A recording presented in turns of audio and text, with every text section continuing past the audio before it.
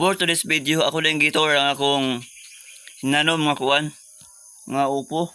Una mo nga na ba siya? Uy, naalay bunga guys, dagko na kayo guys. Naala guys, suya bunga. Dagko na kayo.